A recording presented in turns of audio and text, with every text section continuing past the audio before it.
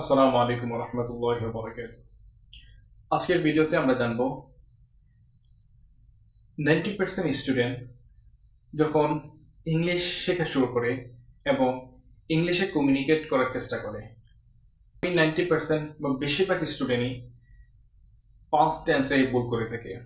So আজকের ভিডিওটি দেখার পর পাস্ট টেন্স নিয়ে আর কোনো প্রকার ভুল হবে না। সো পাস্ট টেন্স আমরা কখন কিভাবে ইউজ করব, আজকের ভিডিওতে ওই বিষয় সম্পর্কে আলোচনা করব। চলুন শুরু করা যাক। পাস্ট ইনডিফিনিট টেন্স আমরা ইউজ করব যখন অতীতে কোনো একটি ঘটনা ডিসক্রাইব করব বা কোনো একটি কাজ আমরা ডিসক্রাইব করব, তখন আমরা পাস্ট ইনডিফিনিট টেন্স ইউজ করব। যেমন Ronaldo played basketball, everybody played basketball. যেহেতু আমাদের পাস্ট ইনডিফিনিট টেন্সের স্ট্রাকচার হচ্ছে সাবজেক্ট প্লাস ভার্বের পাস্ট ফর্ম, অর্থাৎ V two form plus object, তো সেই ক্ষেত্রে আমাদের ভার্বের পাস্ট ফর্মটা ইউজ করতে হবে।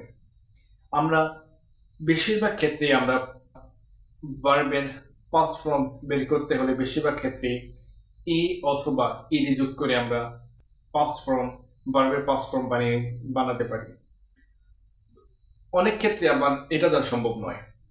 সো এখন চলুন ডিসকাস করা যাক পাস্ট কন্টিনিউয়াস টেন্স সম্পর্কে।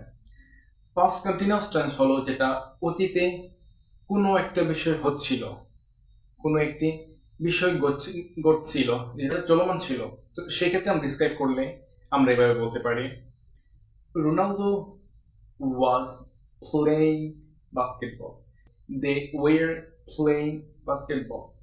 যেহেতু আমরা কন্টিনিউয়াস ফর্ম ব্যবহার করতেছি ভার্বের সাথে আইএনজি, আমরা ডিসক্রাইব করতে গেলে আমাদের অক্সিলারি ফর্ম, পাস্ট ফর্মে যে অক্সিলারি ফর্ম রয়েছে ওয়াজ এবং ওয়ার, আমাদেরকে ব্যবহার করতে হবে।